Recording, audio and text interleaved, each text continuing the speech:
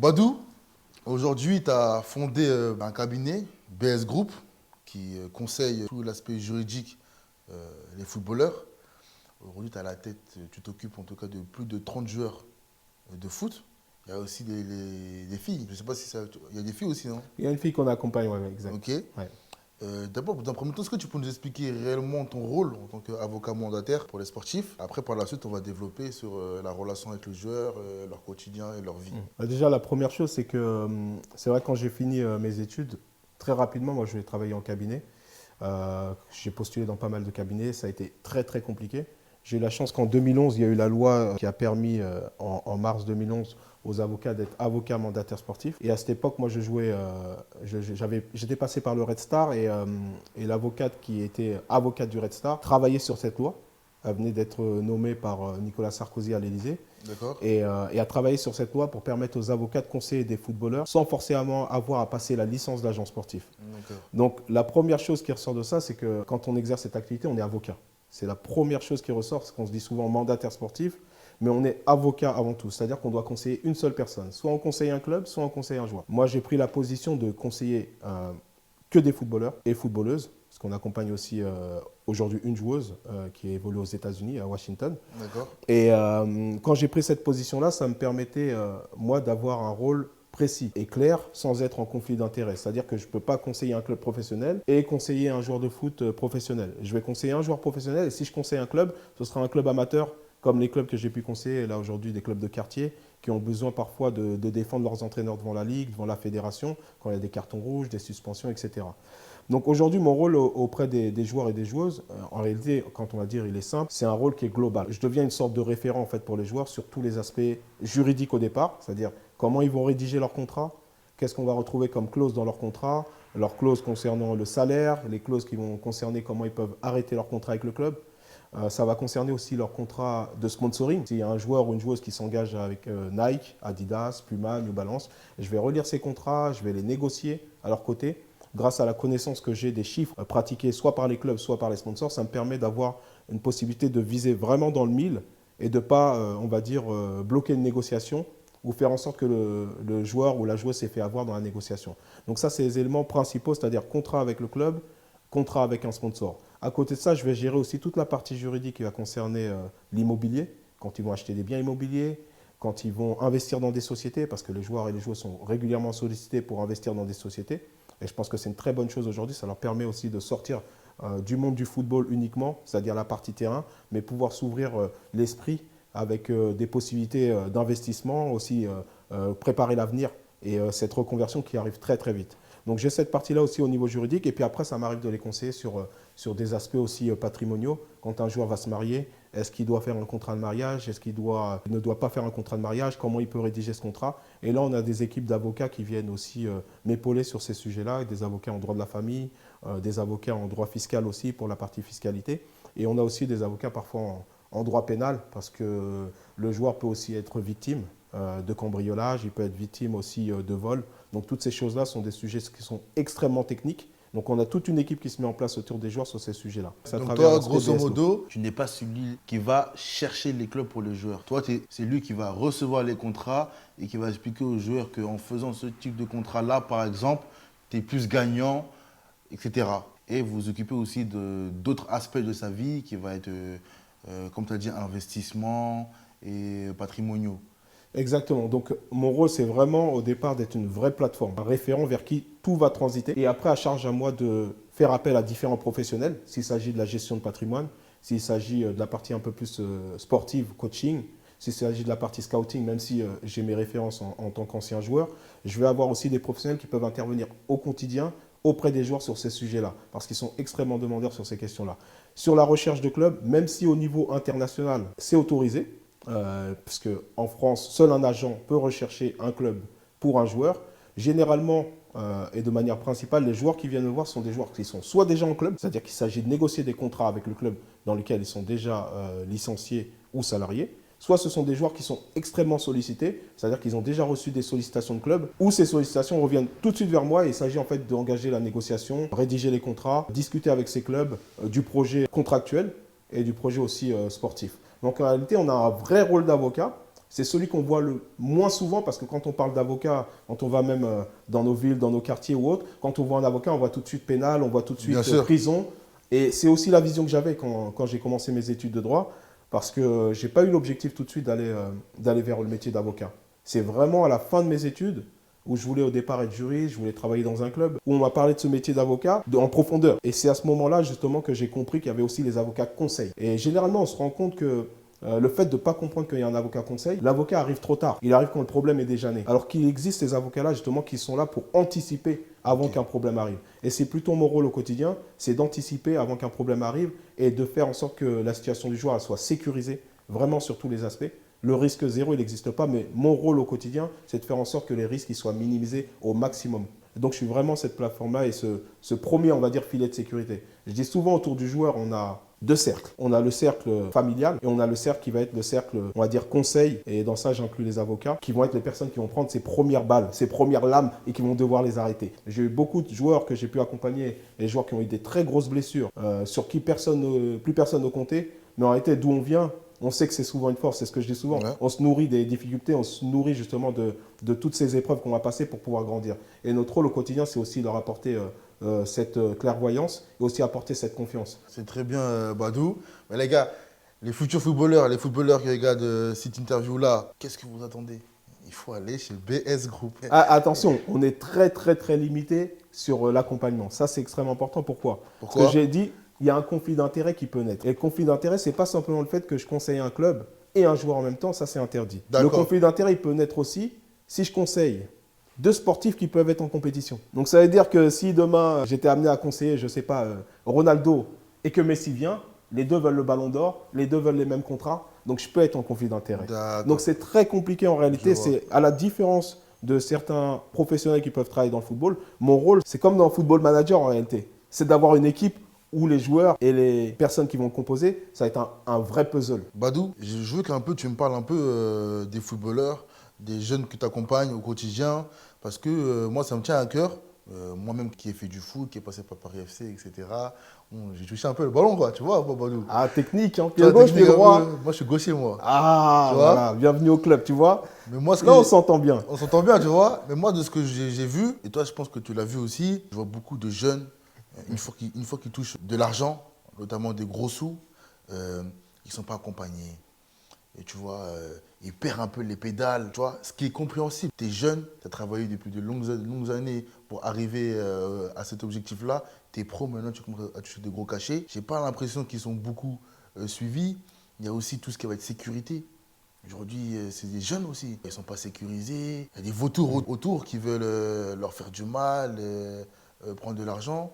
Notamment, maintenant, on a eu aussi des grosses histoires comme l'affaire Pogba et j'en passe, N'Golo Kanté. Toi, aujourd'hui, avec l'expérience maintenant que tu as, comment déjà tu conseilles les joueurs par rapport à ça et quel avis extérieur tu as de tout ça? Moi, déjà, la première chose que je veux dire, est-ce qu'on peut leur en vouloir? Non. Ils ont 17 ans, 18 ans, 19 ans, 20 ans. Exactement. 21 ans.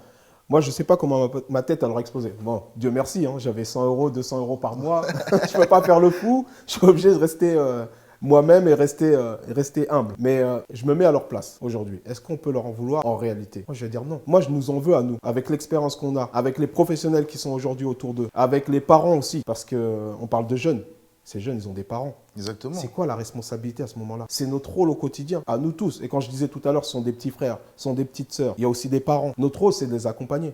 Et les accompagner, c'est quoi à un moment donné? C'est qu'il faut dire les vérités. Quand tu as un joueur, même s'il a 20 ans, qui gagne 100 000, 200 000, 1 million d'euros par mois, les rôles, ils ne s'inversent pas. Les parents restent les parents. Les grands qui doivent donner des conseils, donnent des conseils. C'est plus le jeune qui a 20 ans qui devient le conseiller. C'est lui qui a besoin d'être épaulé et accompagné. Et aujourd'hui, tant qu'on n'a pas compris en fait cette logique-là, de se dire que ces garçons, ils sont en construction, qu'on doit les accompagner sur ces aspects-là. Mais pour les accompagner, on doit rester terre à terre. On doit avoir cette humilité aussi. Et on a tendance à voir aussi que, mis à part le joueur qui va s'enflammer, ce qui est logique pour lui, il n'y a personne autour pour le redescendre. Exactement. Les gens montent avec lui.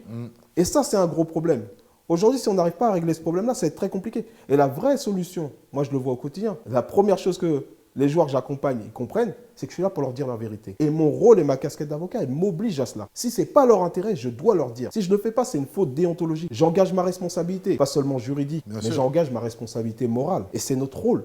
Et c'est ça qui aujourd'hui manque. Si on veut ramener ces joueurs-là, ces personnes-là vers la réalité. C'est leur dire c'est quoi la vraie vie. C'est leur dire écoute, tu fais partie des 0,1% des joueurs de foot qui sont devenus professionnels. Tu es un privilégié. Aujourd'hui, au moment où ils se plaignent, la première chose qu'on leur dit, oui, c'est pas normal. Oui, tu as raison. Non, c'est pas vrai. Et c'est cette réalité qui manque. Il faut rattraper justement j'appelle ça, je dis des gamins, parce que ça reste des gamins. Il faut les rattraper, il faut les mettre justement dans cette direction-là. Il faut leur expliquer. Il faut leur faire comprendre. Je dis souvent, un joueur qui va être intelligent sera plus fort qu'un joueur qui ne réfléchit pas. L'aspect cérébral est super important. C'est quelque chose qu'on doit développer, même quand on devient un ballon d'or, même quand on devient footballeur professionnel. Et c'est ce qui manque aujourd'hui. Mais dans les centres de formation, on ne parle pas d'argent. On ne les prépare pas. On ne leur dit pas, écoutez, là, vous allez faire face à des contrats, à parler en millions d'euros. Vous devez faire ci, faire ça. Ils ne sont pas éduqués. Comment on fait finalement ces jeunes-là peuvent garder la tête sur les épaules? J'ai pas envie de jeter cette pierre justement au centre de formation parce qu'aujourd'hui, quand on est dans un centre de formation,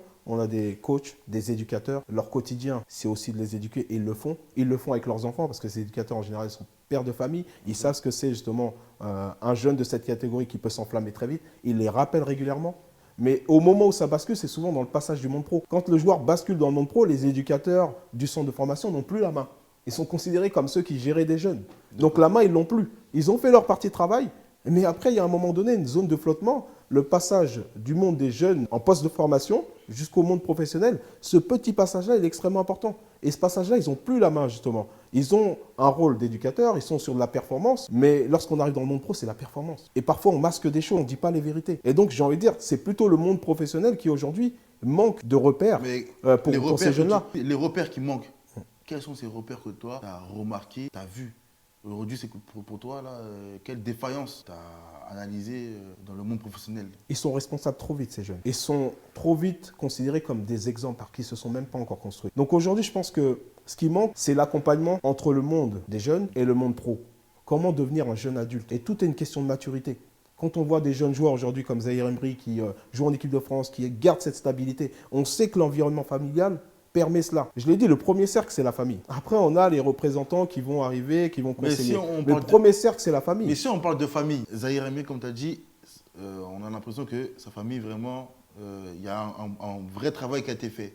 Mais est-ce qu'on peut en vouloir à une famille qui vient d'en bas, à une famille qui a vécu la galère, un de leurs enfants gagne beaucoup d'argent? Qu'est-ce que tu veux dire à cette famille? Il y a une seule chose. En fait, il y a la joie déjà de « je sors de la galère ». Donc, de dire à mon enfant de ne pas me donner de l'argent ou de faire ceci, cela. Parce qu'il y a cette joie de « ah, grâce à Dieu, mon enfant est devenu riche, donc maintenant, on va pouvoir s'émanciper, investir, changer le mode de vie. » C'est pas le changement de mode de vie. Je viens d'en bas aussi. Si on me demande d'aller dormir en bas, je vais dormir en bas. Je l'accepterai. Et j'aurai pas de mal. Si on me dit on va au village à 500 km, 700 km de Bamako, je peux dormir par terre. Et je peux rester une semaine, 2 semaines, 1 mois. Parce que je suis conditionné pour. Parce qu'à l'arrivée, qu'est-ce qu'on avait à perdre? On avait tout à gagner. Donc quand tu arrives à ce niveau-là, tu gardes cette humilité, mais ce n'est même pas une responsabilité aussi familiale. La seule responsabilité au niveau de la famille, c'est qui va nous pousser à avoir cette logique qu'on va garder.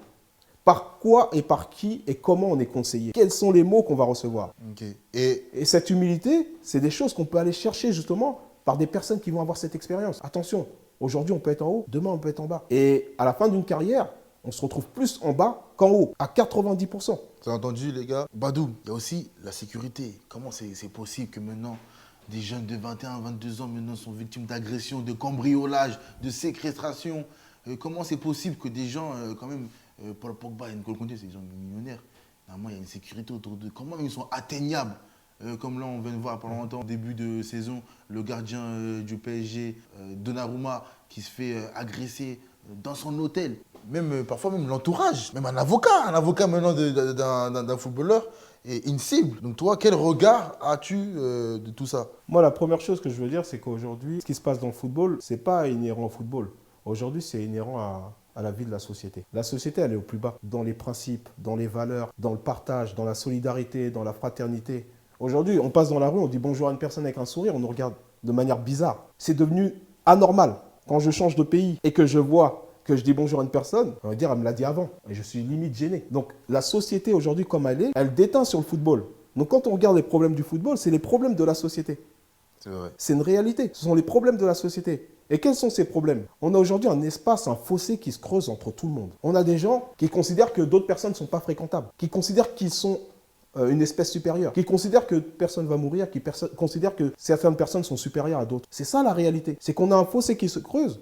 Et on crée aussi justement une situation où les personnes considèrent qu'elles sont sous-évaluées. Je ne dis pas que ça justifie cette violence, je ne dis pas que ça justifie des cambriolages. Je dis simplement aujourd'hui que lorsqu'on a cette information et qu'on le sait, on est quand même humble, on prend le recul nécessaire, on est capable d'être moins exposé aussi. Ce n'est pas la responsabilité du joueur. Mais c'est une éducation justement de pouvoir savoir qu'il y a des gens qui ont faim. Il y a des gens, c'est dur pour eux. Il y a des gens, ils ne finissent pas les fins de mois. Mais du coup, tu demandes à un footballeur parce que le footballeur, finalement, il n'a pas volé. Il n'a pas volé. C'est le fruit de son travail. Non, ce n'est pas sa responsabilité. Mais par contre, qui fait entrer le loup dans la bergerie? Le joueur, il doit faire attention à qui gravite autour de lui. Justement, c'est ça la priorité. Des solutions.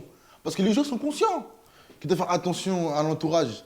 Tu vois? Mais déjà, ils sont concentrés sur leur carrière. Il y a aussi l'aspect médiatique. Est-ce que toi, aujourd'hui, Badou, de ce que toi, tu as vu, parce que tu t'occupes de joueurs, tu représentes des joueurs, est-ce que toi, tu as vu des petites solutions ou est-ce que tu donnes des petites astuces à ces joueurs-là? Par exemple, tu finis l'entraînement, va pas dans ces endroits-là, essaie de rester moins ici.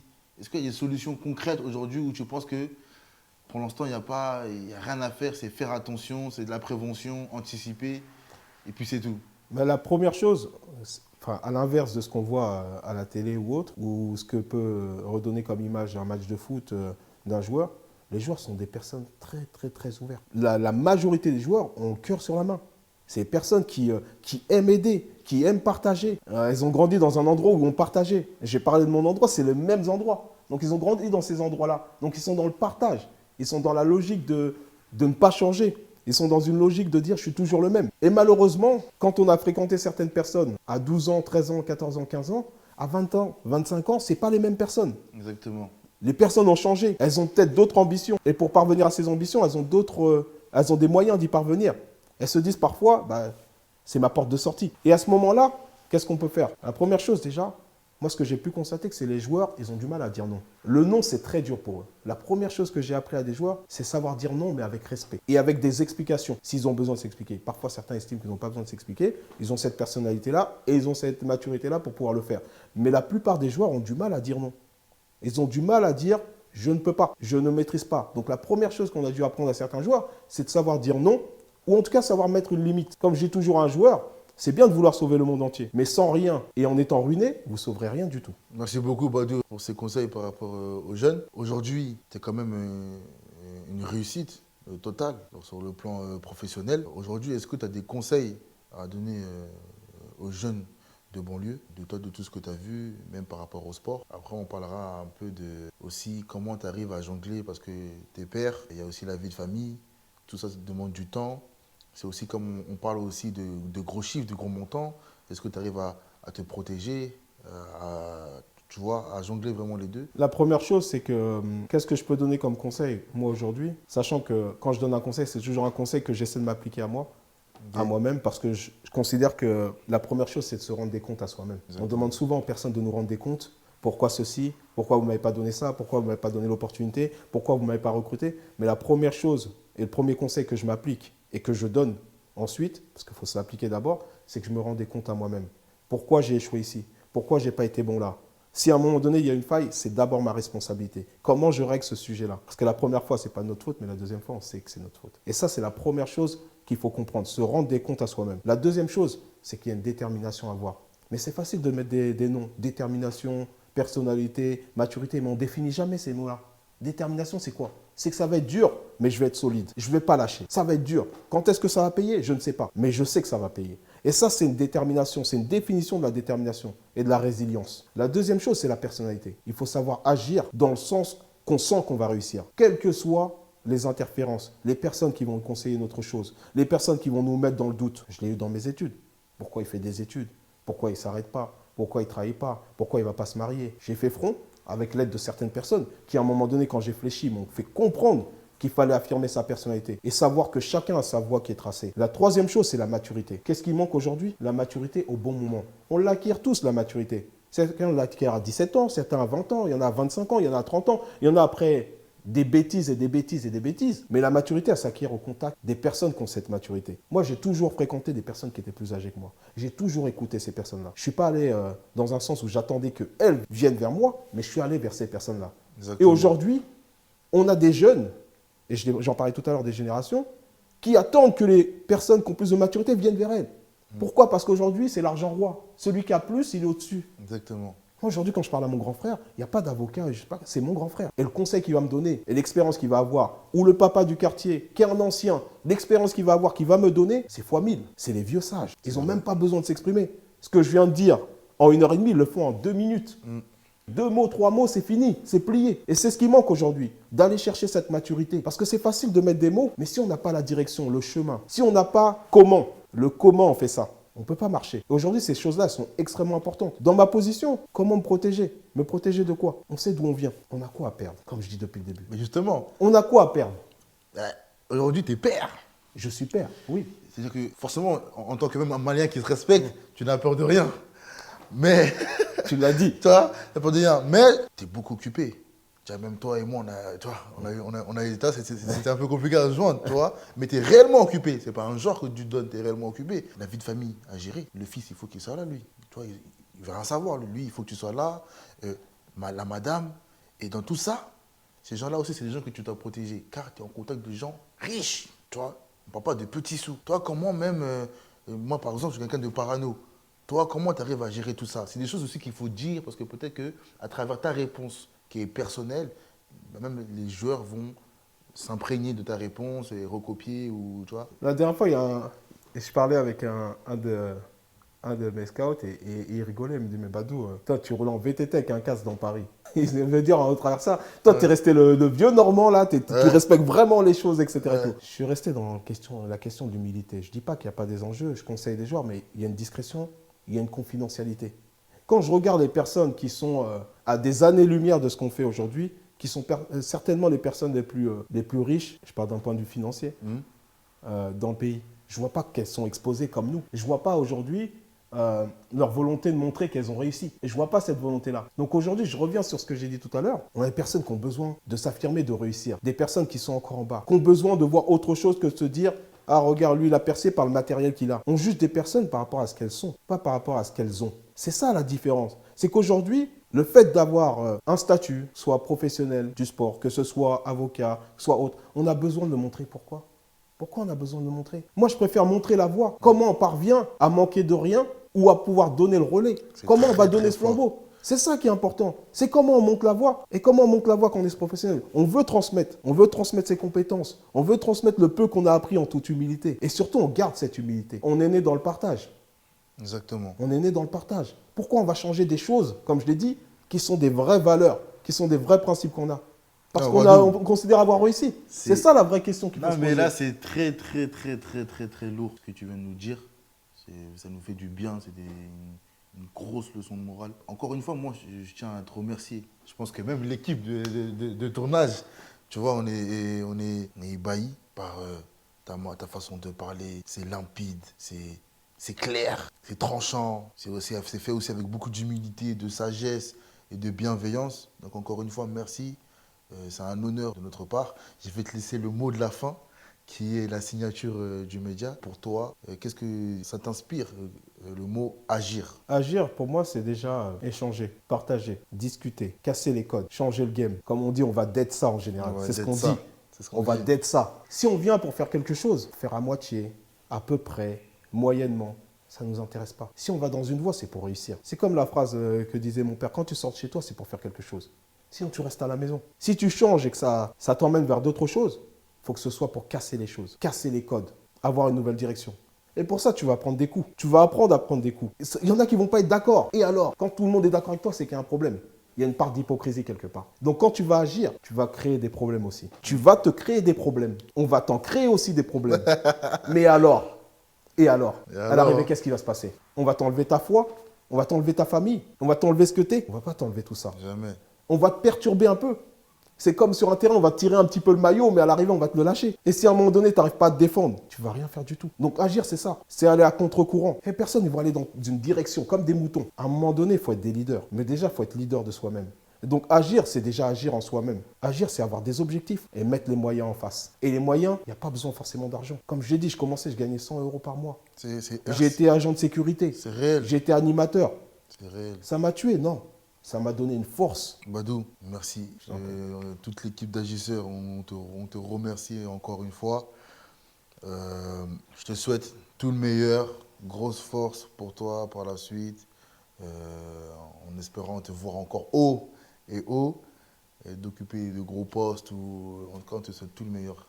Merci. Et l'équipe, c'était Badou Sambagué sur Agisseurs. Et n'oubliez pas, il faut que la nouvelle génération avance. La réussite ou la réussite. Ciao.